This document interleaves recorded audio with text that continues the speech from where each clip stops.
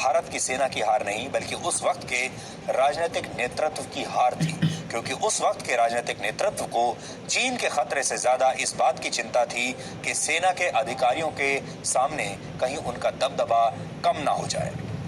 हमने आपको 1959 में तत्कालीन सेना प्रमुख जनरल के.एस. थिमैया से जुड़ी कुछ बातें कल बताई थी, जिन्होंने तत्कालीन रक्षा मंत्री वी.के. कृष्णा मेनन के व्यवहार से हताश होकर अपना इस्तीफा तक दे दिया था।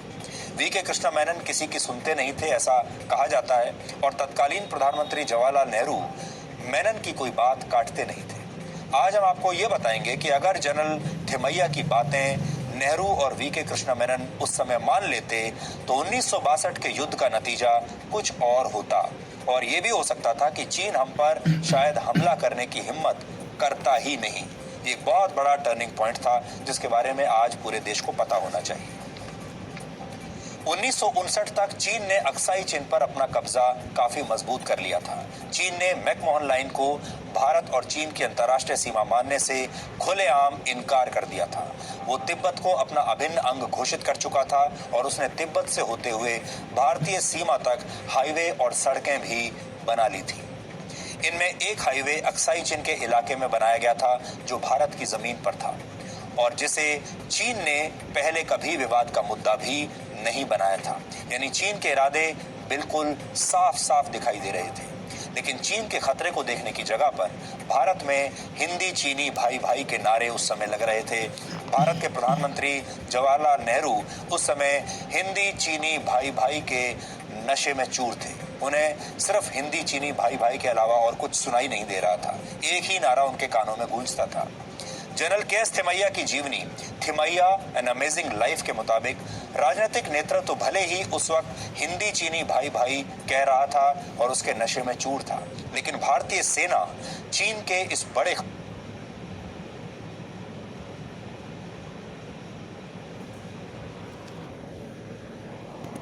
खतरे को बहुत अच्छी तरह समझ रही थी। लेकिन भारतीय सेना उस समय मजबूर थी, क्योंकि सेना के पास ना तो तब संसाधन थे और ना ही सेना के पास पर्याप्त बजट था।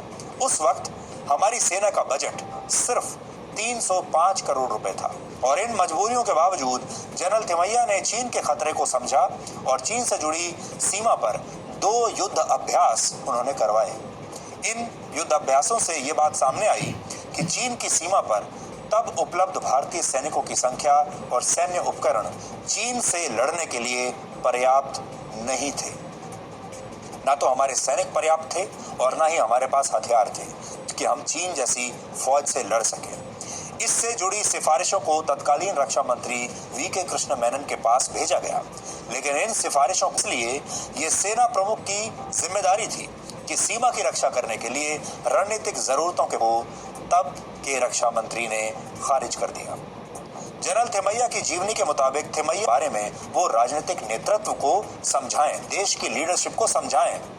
तत्कालीन रक्षा मंत्री इस बात को समझते थे कि तत्कालीन प्रधानमंत्री नेहरू और रक्षा मंत्री वी.के. कृष्ण मेनन दोनों में से वी.के. कृष्ण मेनन ने तो उनकी बात कभी सुनी ही नहीं। इसलिए जब रक्षा मंत्री ने किसी को कोई भी सैन्य अनुभव नहीं है और सैन्य मामलों की जानकारी भी नहीं है, सेना प्रमुख की बात नहीं सुनी, उस पर कोई ध्यान नहीं दिया, उनकी सिफारिशें नहीं मानी और देश खतरे में आ गया, तो जनरल थिमैया ने सीधे प्रधानमंत्री नेहरू से मिलने की कोशिश की और उन्होंने पूरी स्थिति प्रधानमंत्री को बताने का फैसला किया, क्योंकि सीमा पर चीन के रवैये को देखकर जनरल थिमैया को यह अंदाजा हो चुका था कि चीन भारतीय सीमा में घुसने का इरादा अब पक्का कर चुका है और वो सीमा के किसी भी हिस्से पर एक बड़ी घुसपैठ या हमला कभी भी कर सकता है।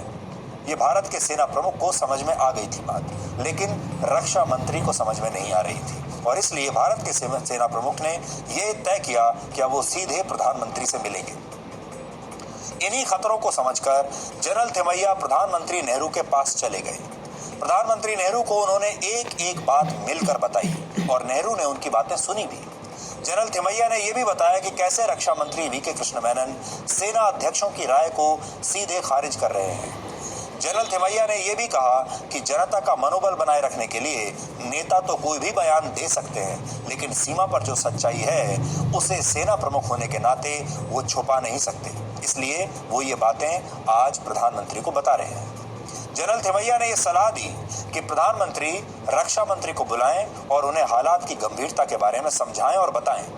लेकिन प्रधानमंत्री नेहरू ने जनरल थिमैया से कहा कि वो पहले रक्षा मंत्री मेनन से ही जाकर बात करें, सीधे उनके पास ना आए, क्योंकि सही तरीका यही है और वो प्रोटोकॉल का पालन करें। प्रोटोकॉल क्या है कि सेना प्रमुख बिना रक्षा मंत्री को बताए सीधे प्रधानमंत्री के पास नहीं जा सकता, इसलिए उसे जाना तो पड़ेगा रक्षा मंत्री के पास ही। बाद में रक्षा मंत्री ने जनरल थिमैया को इस बात पर बहुत फटकार लगाई और ये यहां तक कह दिया कि बिना रक्षा मंत्री की इजाजत के वो प्रधानमंत्री से मिलने क्यों गए। इन्हीं घटनाओं के बाद जनरल थिमैया ने अपना इस्तीफा देने का फैसला तब कर लिया था। सैन्य शक्ति का महत्व क्या होता है, इसे सबसे अच्छा नेताजी सुभाष चंद्र बोस और सरदार पटेल समझते थे। हमारा दुर्भाग्य ये था कि आज़ादी के पहले ही नेताजी की मृत्यु हो गई और आज़ादी के 3 साल बाद सरदार पटेल का भी निधन हो गया। जवाहरलाल नेहरू के बारे में ये कहा जाता है कि वो सेना के मामलों को सबसे कम महत्व देते थे और कहा जाता है कि आज़ादी से पहले जब एक बार भारत की रक्षा नीति के बारे में उनके विचार पूछे गए तो उन्होंने कहा था कि भारत अहिंसा के विचारों पर चलता है, इसलिए भारत को किसी से कोई खतरा नहीं, हम अहिंसा के रास्ते पर ही चलते रहेंगे। नेहरू ने यहाँ तक कहा था कि सेना की जरूरत ही नहीं है, भारत के लिए तो पुलिस ही काफी है। लेकिन आज़ादी के तुरंत बाद कश्मीर पर पाकिस्तान के हमले और फिर 1962 के युद्ध में चीन से हार ने उनके भ्रम को हमेशा के लिए तोड़ दिया था, लेकिन तब तक बहुत देर हो चुकी थी। इसलिए हम आज आपसे ये कह रहे हैं कि 1962 में अगर सही फैसले लिए गए होते, 1962 से कुछ वर्ष पहले से ही सही फैसले लेने शुरू कर दिए होते, चीन पर हमने अंधविश्वास ना किया होता, हिंदी चीनी भाई भाई के नशे में हम इतने चूर ना रहे होते और हमने उस समय जनरल थिमैया की बात मान ली होती, तो शायद एक संभावना तो ये है कि चीन इतनी हिम्मत ही नहीं करता कि वो हम पर हमला करे, और दूसरा ये है कि अगर हमला हो भी जाता तो हम चीन का मुकाबला और अच्छी तरह से कर सकते थे। 1962 के युद्ध में सिर्फ सीमा पर दुश्मनी नहीं थे, बल्कि हमारे घर के अंदर भी दुश्मन बैठे हुए थे। स्थिति वैसी ही थी जैसी आज है। आज भी आप जानते हैं, भारत पाकिस्तान से लड़े या चीन से लड़े, वो तो हमारे दुश्मन हैं, लेकिन एक बहुत बड़ी संख्या ऐसे लोगों की भी है जो हमारे ही देश में बैठे हैं, हमारे दुश्मन हैं, हमारी टीम में हैं, लेकिन वो खेलते हैं पाकिस्तान के लिए। और यही स्थिति 1962 में भी थी। ये दुश्मन कौन थे, आज आपको जानकर हैरानी होगी। ये थे भारत के वामपंथी, जो चीन के वामपंथियों को अपना भाई समझते थे और भारत चीन युद्ध में चीन का समर्थन कर रहे थे। इन लोगों का सपना था कि भारत में भी कम्युनिस्ट विचारधारा का शासन होना चाहिए, और चीन जो कर रहा है वो बिल्कुल ठीक कर रहा है। अगर चीन ने भारत पर कब्जा कर लिया तो भारत भी एक कम्युनिस्ट विचारधारा वाला देश बन जाएगा, ये सपना था। जब 1962 का युद्ध हुआ तो भारत के वामपंथियों के एक वर्ग ने ये कहते हुए चीन का समर्थन किया था कि ये युद्ध नहीं बल्कि एक समाजवादी देश और एक पूंजीवादी देश के बीच का संघर्ष है। और ये तब हो रहा था जब भारत के वामपंथी उस वक्त देश के मुख्य विपक्षी दल थे। कम्युनिस्ट पार्टी ऑफ इंडिया, जिसे आप सीपीआई के नाम से जानते हैं, जो आज भी हमारे देश में एक विपक्षी दल है, प्रमुख विपक्षी दल है। सीपीआई उस समय भी मुख्य विपक्षी पार्टी थी। सीपीआई उस वक्त पूरा देश हमलावर चीन को बाहर खदेड़ने की बात कर रहा था, लेकिन भारत के वामपंथी ये मानने को तैयार नहीं थे कि सीमा पर चीन ने हमला किया है। उनका मानना था कि उग्र रवैया भारत का था और हमलावर भारत है, चीन नहीं। जब पूरा देश अपनी सेना के जवानों के लिए खून दे रहा था तो कम्युनिस्ट पार्टी ऑफ इंडिया इसका विरोध कर रही थी। सेना के जवानों को उस समय खून की बहुत ज़रूरत थी और खून बहुत सारे लोगों ने दिया था उस समय। सेना के जवानों को खून देने को सीपीआई पार्टी विरोधी गतिविधि मानती थी उस समय। यहाँ तक कि कई वामपंथी नेता चीन के समर्थन में रैलियां कर रहे थे। इनमें ज्योति बासु, हरकिशन सिंह सुरजीत जैसे उस वक्त के युवा नेता भी थे जिन्होंने कहा था कि चीन तो कभी हमला कर ही नहीं सकता। ज्योति बासु बाद में पश्चिम बंगाल के मुख्यमंत्री बने और देश के बहुत बड़े कम्युनिस्ट नेता थे, और हरकिशन सिंह सुरजीत भी देश के बहुत बड़े कम्युनिस्ट नेता रहे हैं। अब दोनों ही इस दुनिया में नहीं है।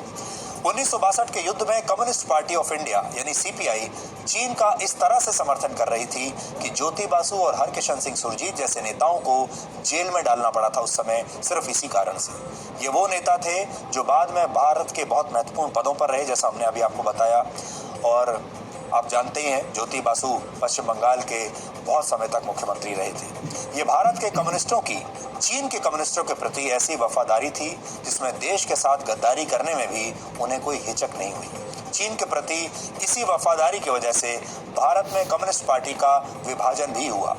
कांग्रेस के बाद कम्युनिस्ट पार्टी देश की दूसरी सबसे पुरानी पार्टी थी, लेकिन भारत और चीन युद्ध के 2 वर्ष बाद इस पार्टी के 2 टुकड़े हो गए।